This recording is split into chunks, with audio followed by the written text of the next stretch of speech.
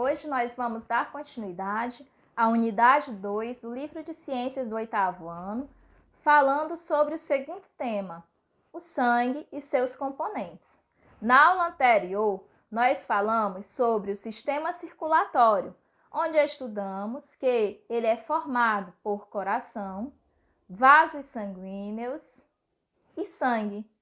Nós estudamos os vasos sanguíneos no tema 1 e hoje iremos focar no capítulo sangue.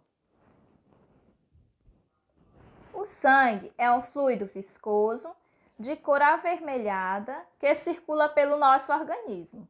Cor avermelhada, por quê? Porque temos hemoglobina, que é um pigmento que dá cor vermelha ao nosso sangue, além de transportar oxigênio por todo o nosso corpo. O corpo de um indivíduo adulto tem em média de 5 a 6 litros de sangue, e esse sangue é formado por duas partes que a gente vai ver aqui a seguir.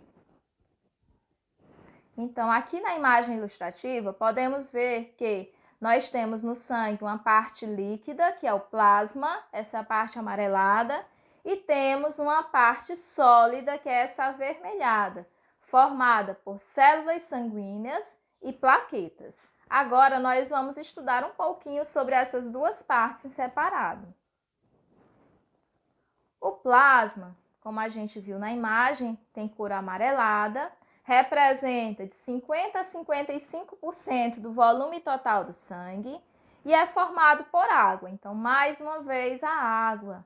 Relembrando, é muito importante que a gente faça o consumo de água, porque ela está em todo o nosso corpo, inclusive aqui no sangue, formando o plasma. Então, na água presente no plasma é onde estão dissolvidos nutrientes, gás oxigênio, gás carbônicos, resíduos produzidos pelas células, entre outros materiais. Então, bastante importante para o funcionamento do nosso corpo.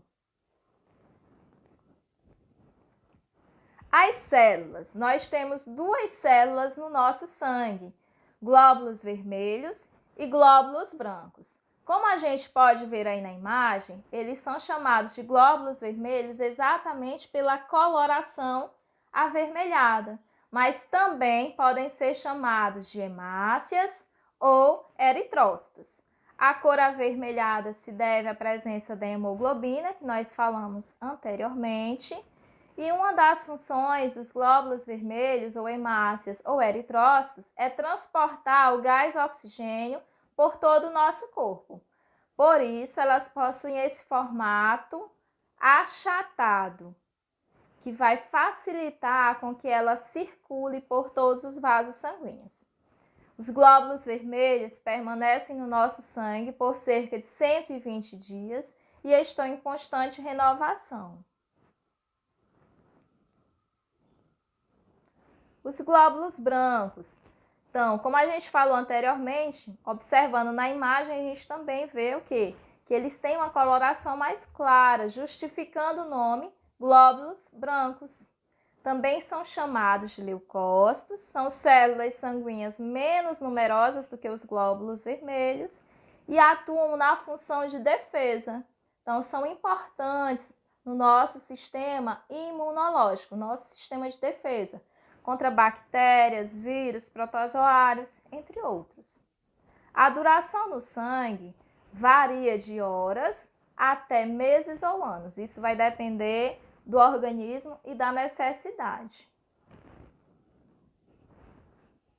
Além dessas duas células, nós temos as plaquetas, que muitas pessoas chamam de células do sangue, mas não são. As plaquetas são fragmentos celulares, ou seja, pedaços celulares, que têm a função de coagulação. Como assim a função de coagulação? Eu coloquei uma imagem para que a gente possa ter uma ideia. Então, no momento que a gente tem um ferimento, que começa a sangrar, o que acontece? Se forma uma rede de proteínas para que esse sangramento pare. Então, quem comanda tudo isso? São as plaquetas, certo? Sem plaquetas, a gente não teria o estancamento de sangue nos ferimentos. A duração do sangue varia de 5 a 9 dias. Então, relembrando, nós temos o sangue formado por duas partes. Parte líquida, que é o plasma, e parte sólida, que são as células e as plaquetas. As células são glóbulos vermelhos e glóbulos brancos, e temos as plaquetas, que são os fragmentos celulares. E por aqui a gente encerra o segundo tema, o sangue, e vamos estudar para fazer dar certo, pessoal.